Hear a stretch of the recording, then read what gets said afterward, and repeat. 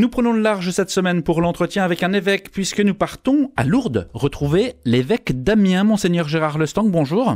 Bonjour. Merci de nous faire l'amitié d'être en lien depuis la Cité Mariale où vous participez à l'Assemblée plénière de l'Épiscopat français. Je précise que l'entretien est réalisé ce vendredi matin avant la clôture de ce rendez-vous de printemps. Parmi les sujets prévus de longue date, le processus de reconnaissance et de réparation pour les personnes victimes d'abus dans l'Église, INIR, la transformation des structures de l'Épiscopat, le tribunal pénal canonique, le diaconat permanent, les séminaires et ministères laïcs, les enjeux et perspectives des radios chrétiennes. Mais quel sujet vous a particulièrement occupé, marqué, travaillé ?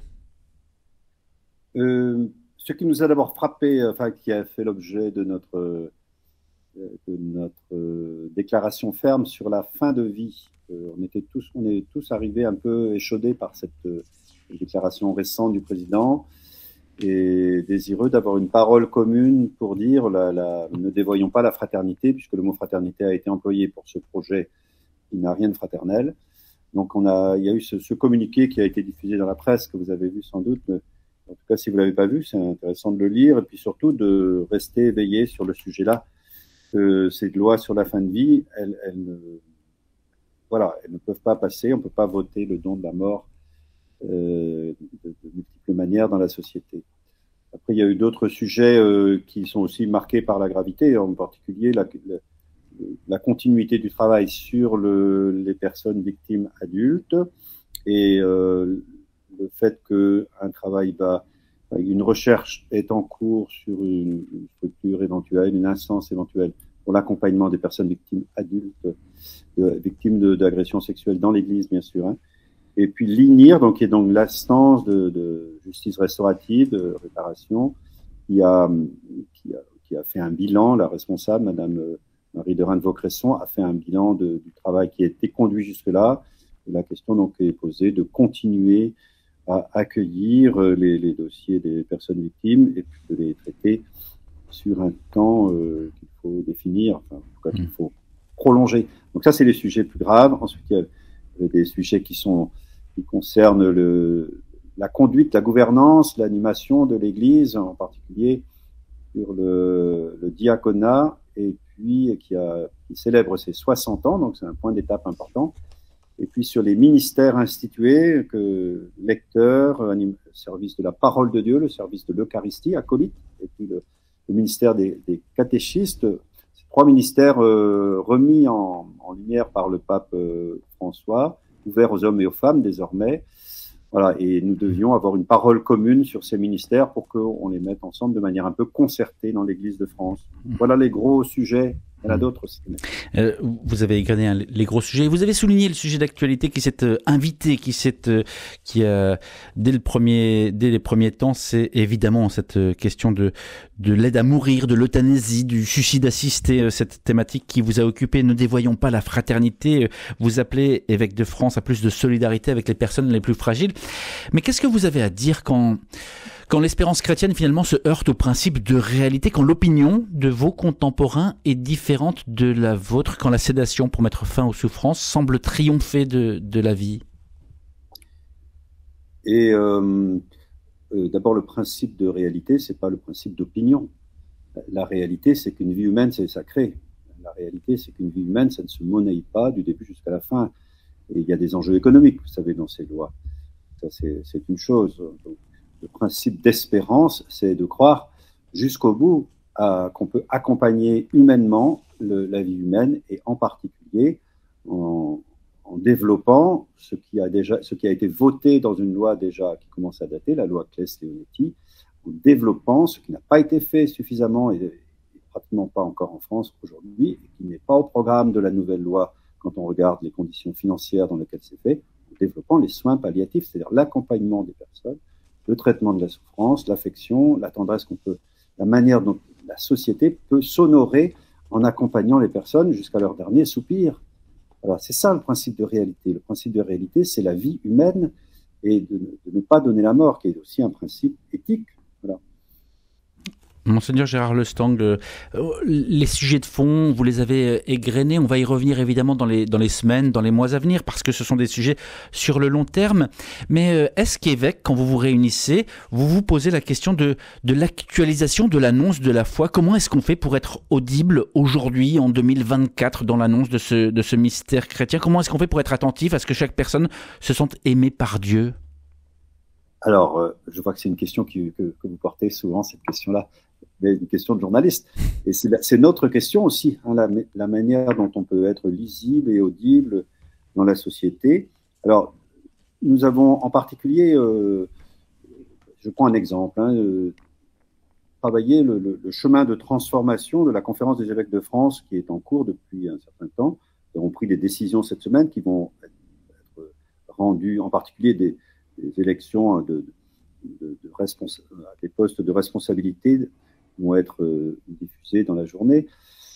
Mais l'enjeu, c'est de rendre la conférence des évêques plus en prise sur la société, finalement, qu'elle puisse non pas simplement avoir des services qui fonctionnent avec une certaine routine, mais qui prennent en charge de façon synodale des sujets qui, justement, concernent la société, le monde dans lequel on est et auquel il faut annoncer l'Évangile.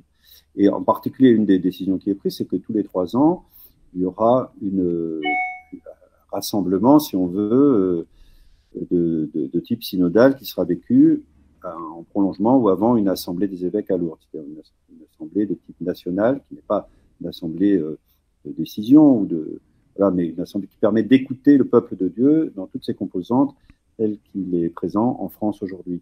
Oui. Donc il y a un travail qui est un travail de fond, d'écoute de ce que vivent nos contemporains. Après, nous essayons de transmettre comme nous pouvons dans nos diocèses, mais nous savons bien que nous sommes aussi dans une ambiance de société qui fait que médiatiquement, la plupart des grands médias ne sont pas portés à diffuser l'actualité de l'Église. Donc, nous savons que c'est une diffusion, une lisibilité qui se fait goutte à goutte, et puis par les rencontres de personne à personne. Donc, nous faisons ce que nous pouvons pour être performants en communication, comme il se doit, mais nous savons bien que ça se fait d'abord par les rencontres, par essayer de convaincre les gens petit à petit. Voilà.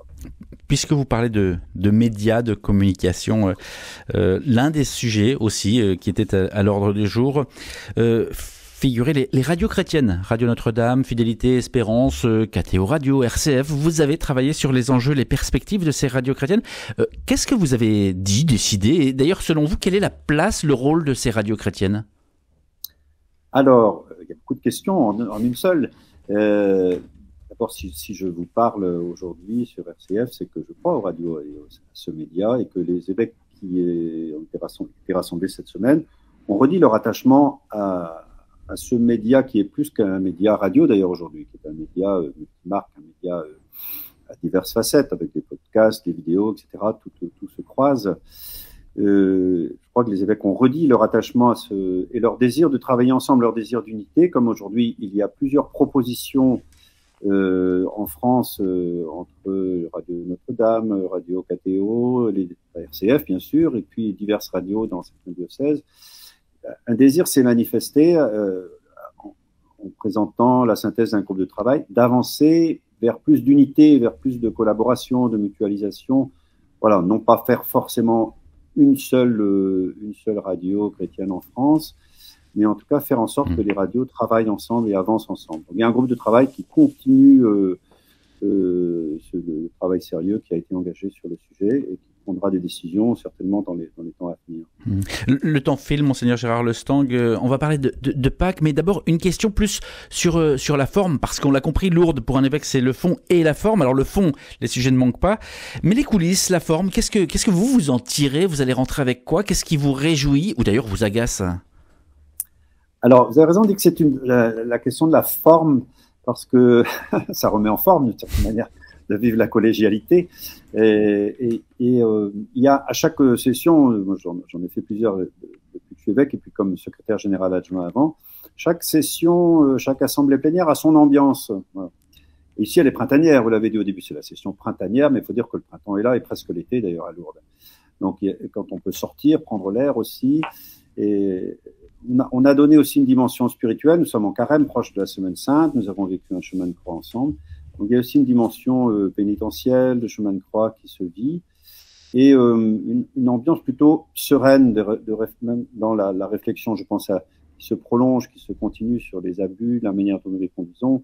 De grandes décisions ont été prises et on sent qu'il faut travailler, approfondir ces décisions. Mais il y a une certaine sérénité sur le fond, une détermination des évêques à avancer ensemble.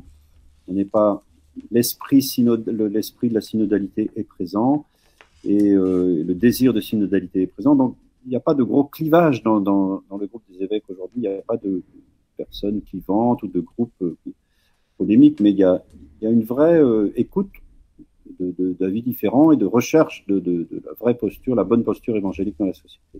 Donc ça, c'est assez réjouissant. Et on l'entend à votre voix. Encore une question double un peu. Est-ce que vous irez à Rome l'an prochain pour le jubilé, la célébration du 1700e anniversaire du Concile de Nicée? Et qu'est-ce qu'il a à nous dire, ce Concile de Nicée, à l'heure où l'on entre dans la Semaine Sainte? Alors, Rome, c'est le jubilé de l'espérance, qui est pour la personne du Christ, le jubilé du Christ. Et les 1700 ans du Concile de Nicée, oui, alors nous font revenir à ce concile si important dans une période qui a divisé l'Église au point qu'il y avait presque plus d'évêques hérétiques que d'évêques orthodoxes à l'époque. Donc, vous voyez, donc l'Église n'est pas la première de ces périodes difficiles. Mais finalement, cette foi qui est la foi au Christ ressuscité, Jésus, Fils de Dieu. Le centurion au pied de la croix dit vraiment, cet homme était le Fils de Dieu.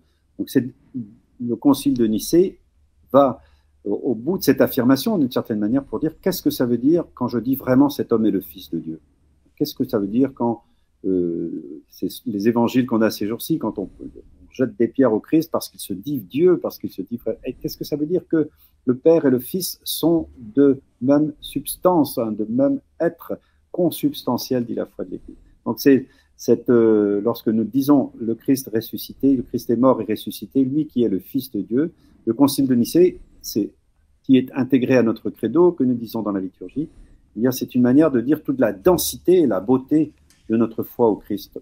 Donc oui, ça vaut le coup d'en faire mémoire et de se le redire cette profondeur et cette originalité de la foi chrétienne, voilà, qui sera toujours qui sera toujours un don, un peu difficile à comprendre, mais tellement merveilleuse quand on la découvre.